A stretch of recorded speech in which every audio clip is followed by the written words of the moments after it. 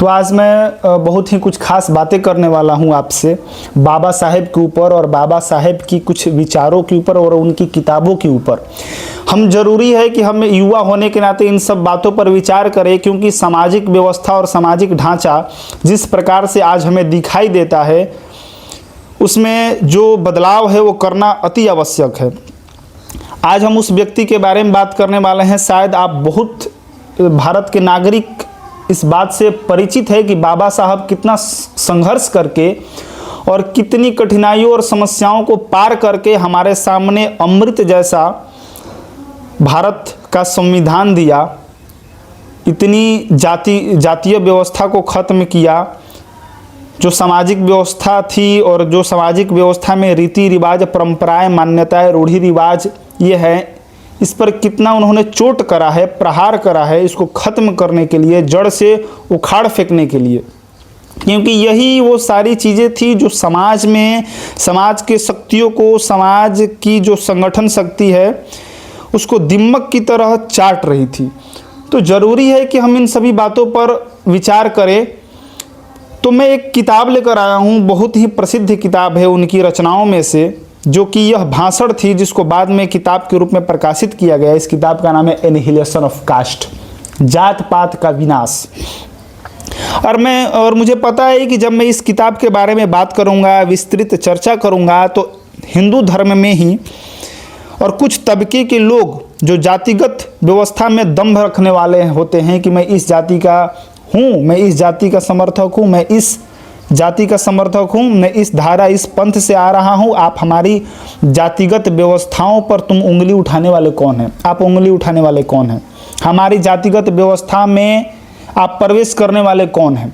तो मैं ऐसे लोगों की गाली से और ऐसे लोगों के कमेंट से और ऐसे लोगों के आलोचना से मैं घबराने वाला नहीं हूँ। मैं सच बताने आ गया हूँ और सच बताकर ही जाऊँगा। मैं वैसा नहीं होने दूंगा जो कि बाबा साहेब अम्बेडकर के साथ हुआ था, जो ये भाषण देने नहीं दिया गया था, उनको सम्मेलन रद्द कर दिया गया।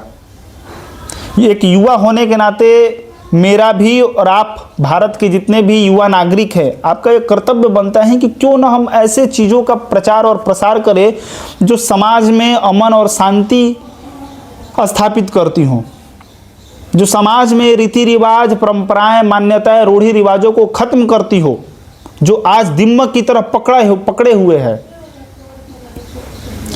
हम इन सभी बातों पर विचार नहीं करना चाहते क्योंकि हम भयभीत हैं, हम भ्रम में हैं। सोशल मीडिया पर ये सब भी बातें आपको मिलेंगी नहीं, आपको ट्रेंड करते हुए वही बातें मिलेगी जो बिल्कुल ही गटर और नाली की बातें हो। आज आप जाकर देख लीजिए कि सोशल मीडिया पर कौन सी बातें हैं जो बिल्कुल ट्रेंड करती हैं, वायरल होती है। वही बातें आपको मिलेंगी जो एक बीमार मन की पैदाइश है। क्या यही था हमारा देश विश्व गुरु? क्या यही देश था? बिल्कुल नहीं। तो हमें उन सभी मुद्दों पर बात करना जरूरी है भाई। ये नहीं बताऊं तो क्या बताऊं, लेकिन आप सभी लोग आलोचना करने को तैयार भाग जाते हैं। वीडियो में कम से कम बने रहिए और कम से कम विचारों को समझिए। तो शुरुआत करता हूं मैं वहां से, जब बाबा साहेब अम्बेडकर को बुलाया गया था लाहौर में। जात पात तोड़क मंडल थी जो लाहौर में थी। जात पात तोड़क मंडल का काम था कि समाज में जितनी भी जातिगत व्यवस्थाएं हैं उनको खत्म किया जाएगा, अपने प्रयासों से उनको धूमिल किया जाएगा, कम करने की कोशिश की जाएगी। तो बाबा साहेब अम्बेडकर को निमंत्रित किया गया कि आप आइए और अपना कुछ बात रखिए, कुछ भाषण दीजिए जिससे कि प्रभाव पड़े समाज पर और समाज के ढांचों में कुछ आमूलचूल परिवर्तन आए। जब बाबा साहेब अम्बेडकर ने भाषण की रचना की तो वहाँ के समिति के सदस्य थे, उन्होंने उस भाषण को मंगवाया कि भाषण लाइए, दिखाइए भाषण क्या है। तो उन्होंने अपना भाषण भिजवा दिया और भाषण इतनी क्रांतिकारी थी, भाषण की पृष्ठभूमि इतनी जबरदस्त थी कि समाज में चल रहे उन सभी झूठ और फरेब, रीति रिवाज, परंपरा, मान्यता, लोग हों, उन सबका पर्दाफाश और भंडाफोड़ कर देती थी। तो वो भाषण पढ़ के और भाषण की पृष्ठभूमि देख के वहाँ के जो समिति सदस्य थे उनको ये स्वीकार नहीं था, उनको ये बिल्कुल स्वीकार नहीं था कि ये भाषण दिया भी जाना चाहिए। अभी जैसा कि मैंने बताया कि वो जो जात पात तोड़क मंडल थी और वो जो समिति के सदस्य थे वो चाहते थे कि बदलाव हो, लेकिन इतना हद तक नहीं, क्योंकि उसमें बाबा साहेब सबसे बड़ा दुश्मन मानते थे हिंदू धर्म के इन घटिया परंपराओं को, जो कि वर्णाश्रम पर आधारित थी। और आप जानते ही हैं वर्णाश्रम कितनी उसका कितना गलत अर्थ लगाया गया है और कितना उसका दुरुपयोग करके लोगों का शोषण किया गया है। किसी इंसान को अछूत बना दिया गया, किसी इंसान को ब्राह्मण बना दिया गया, किसी इंसान को शूद्र बना दिया गया, किसी इंसान को क्षत्रिय बना दिया गया, वैश्य बना दिया गया। किसके आधार पे? किसके आधार पे? कार्य के आधार पे, भाग्य के आधार पे, कि आपका ये कार्य है, आपको ये करना है। तो बाबा साहेब अम्बेडकर की जो भाषण थी वो इन सभी बातों पर एक कटाक्ष की तरह थी। तो सम्मेलन ही रद्द कर दिया गया। छोड़ दीजिए कि भाषण भी दिया जाएगा, सम्मेलन ही रद्द, टाटा बाय बाय, नहीं होगा, नहीं दिया जाएगा। तो बाबा साहब ने अपना कर्तव्य समझ के करुणावश कि लोगों को बताया जाए हकीकत क्या है, हिंदू धर्म की उस बुराई को दिखाया जाए जो कि समाज में मिल गया है बिल्कुल चीनी और पानी की तरह, उसको अलग करना जरूरी है। अलग नहीं किया जाएगा तो लोग परेशान होंगे, इसमें घुट घुट के मरेंगे। तो उन्होंने अपना कर्तव्य समझ के ये भाषण को और अच्छे से निखार के हमारे सामने रखा कि दुनिया को ये बात बताना जरूरी है। और वही बात उनकी बात मैं अपने माध्यम से आपको सुना रहा हूं, जिसका नाम है एनिहिलेशन ऑफ कास्ट। इसमें आज दो बातों पर मैं डिस्कस करूंगा। पहला परिचय, दूसरा कांग्रेस बनाम समाज सुधार। परिचय में मैं बताऊंगा कि बाबा साहेब अम्बेडकर को किस तरीके से निमंत्रित किया गया और बाबा साहेब अम्बेडकर अपने परिचय में क्या क्या बताते हैं कि उस समिति के जितने भी सदस्य थे उनमें क्या बुराई थी, वो क्यों इस भाषण को अस्वीकार कर दिए, वो क्यों इस सम्मेलन को रद्द कर दिए। और उस समय का जो भारत था दो गुलामियों से ग्रसित था, पहला सामाजिक गुलामी, दूसरा राजनीतिक गुलामी। राजनीतिक गुलामी का मतलब क्या था? जो अंग्रेज हम पर अत्याचार किए थे, जो हमारा शोषण कर रहे थे। सामाजिक गुलामी का मतलब ये जो ब्राह्मणवादी व्यवस्था थी, ये जो वर्णाश्रम व्यवस्था थी, जिसमें लोगों को एक तबके को नीच कहा जाता था और एक तबके को पूजा जाता था और एक तबके को व्यापारी बना दिया जाता था, एक तबके को लड़ने के लिए रखा जाता था। तो बाबा साहेब अम्बेडकर इन दोनों बातों में सबसे पहला जो प्राथमिकता मानते थे वो सामाजिक गुलामी को देते थे, क्योंकि वो ये बातें समझते थे कि जब तक से इंसान अपनी समस्या को नहीं सुलझाएगा तब तक से बाहरी गुलामी के प्रति वो नहीं झेल सकता, नहीं लड़ सकता। उनका यह मानना था कि जब तक से इंसान अपनी गुलामी के प्रति जागरूक नहीं होगा कि हम गुलाम कहाँ हैं, अपने घर में ही अगर गुलामी है, अपने घर में ही कोई गुलाम है किसी की दूसरे के द्वारा, तो वो बाहर के अत्याचारों से और बाहर के गुलामियों के प्रति और बाहर की जो गुलामी की जंजीर है वो कैसे तोड़ेगा भाई। जो व्यक्ति खुद गुलाम है वो कैसे बाहर जाके गुलामी के प्रति आंदोलन छेड़ सकता है। तो बहुत टकराव हुआ है समाजवादी सुधारक में और राजनीतिक सुधारक में। सारा बात विस्तृत चर्चा करेंगे। तो चलिए आइए अभी हम लोग बात करेंगे पहले परिचय के बारे में, तब कांग्रेस बनाम समाज सुधार के बारे में। सुनेगा कि बाबा साहेब परिचय किस तरीके से देते हैं। वो अफसोस जताते हैं, जात पात तोड़क मंडल के समिति के जितने भी सदस्य हैं उनको अफसोस जताते हैं कि मुझे अफसोस है मेरे मित्रों कि तुम्हें पसंद तो है, तुम चाहते तो हो कि समाज में परिवर्तन हो, समाज में एक नई धारा विकसित हो, लोग आज़ादी को एहसास करें और इस रूढ़िवादी परंपराओं से अलग हो, ये सब होना तो चाहिए, लेकिन तुम इतना नहीं कर सकते। कहीं ना कहीं उस जाति पाति तोड़क मंडल के जो समिति सदस्य हैं उनमें ये भय था कि राजनीतिक जो सुधारक हैं वो पूरी तरीके से हावी ना हो जाए।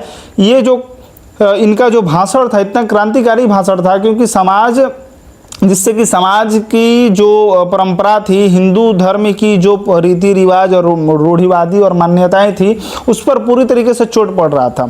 और ये भी सोच रहे थे कि क्या जात पात तोड़क मंडल के जो भी समिति के सदस्य हैं, क्या उन्हें अध्यक्ष नहीं मिल रहे थे। वो ऐसा सोच रहे थे दूसरे के माइंड से, क्योंकि राजनीतिक जो सुधारक थे वो ये सोचते हैं, ये बता रहे हैं कि क्या इस मंडल को चलाने के लिए लाहौर में कोई अच्छा अध्यक्ष नहीं मिला, जो कि तुम्हें भाई बंबई तक दौड़ना पड़ा। ये सारी बातें बाबा साहेब सोच रहे हैं, ठीक है।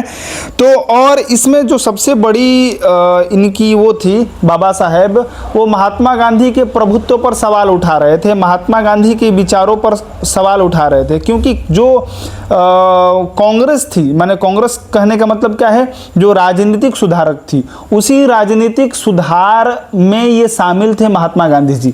तो महात्मा गांधी जी का ये विचार था कि सामाजिक सुधार तो हो जाएगा, हम सामाजिक सुधार के साथ साथ राजनीतिक सुधार पर भी बल देंगे।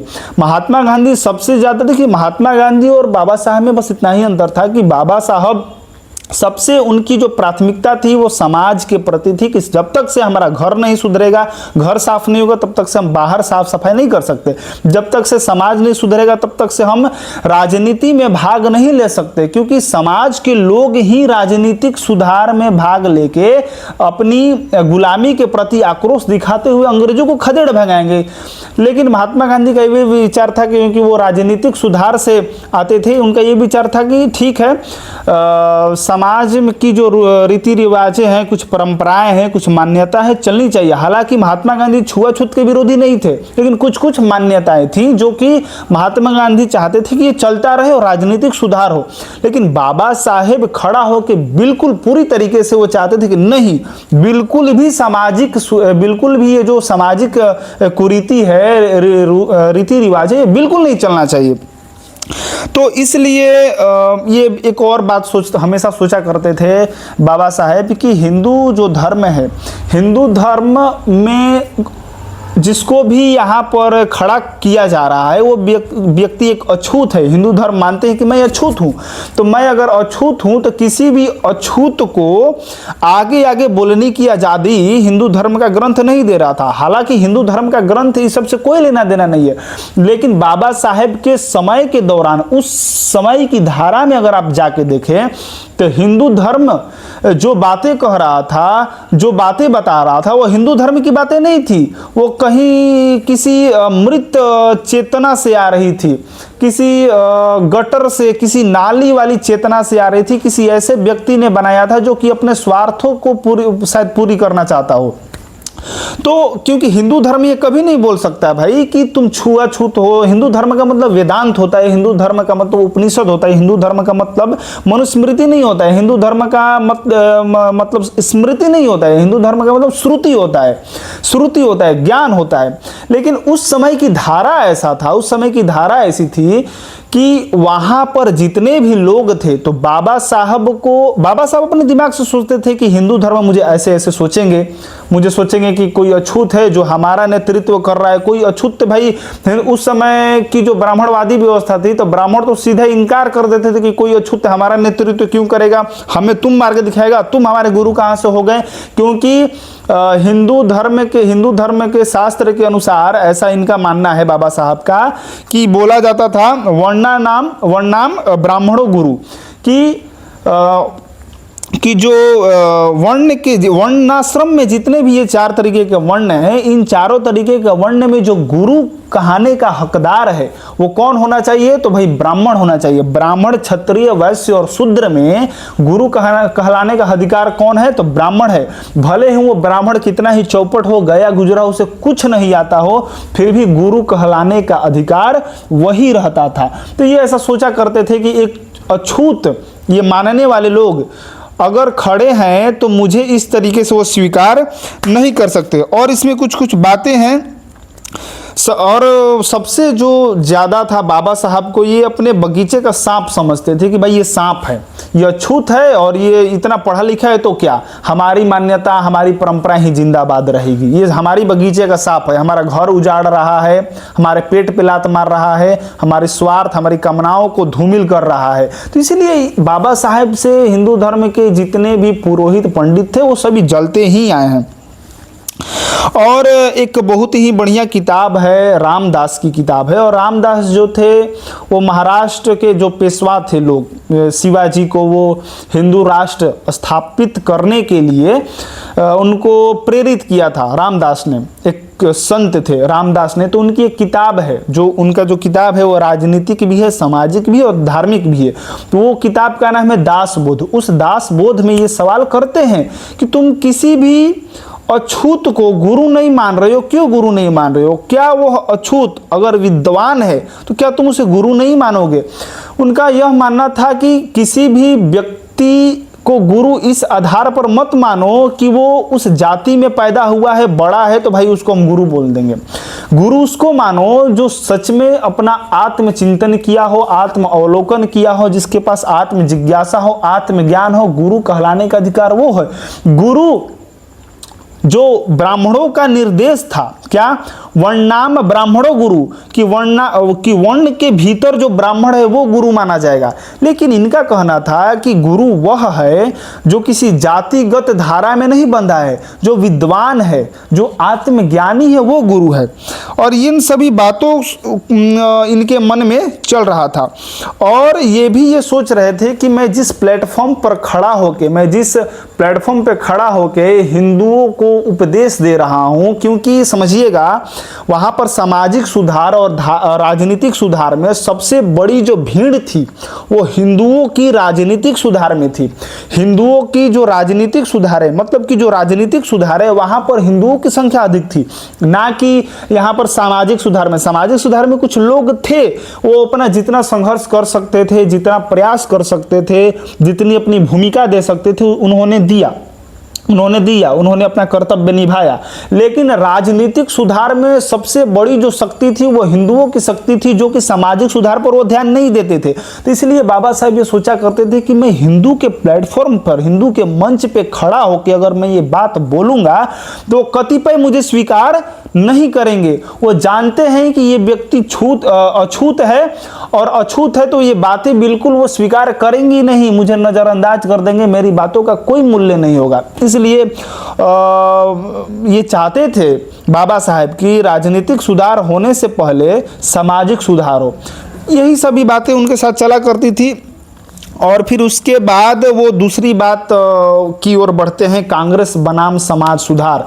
तो वो कह के फिर लास्ट में बोलते हैं कि मुझे परवाह नहीं कि तुम क्या करोगे क्या नहीं करोगे। उनका जो भाषण था, फिर वो बोलते हैं कि मेरी इच्छा है कि इन समस्याओं पर अपने विचार आपके सामने पेश करूं। जो ये समस्याएं हैं हमारे समाज में, हमारी समाज में जो भी समस्याएं हैं, उन समस्याओं पर मैं अपना विचार भैया रखूंगा, चाहे तुम कुछ भी करो। तो फिर यहाँ से स्टार्ट होता है कांग्रेस बनाम समाज सुधार। तो चलिए स्टार्ट करते हैं हम लोग कांग्रेस बनाम समाज सुधार।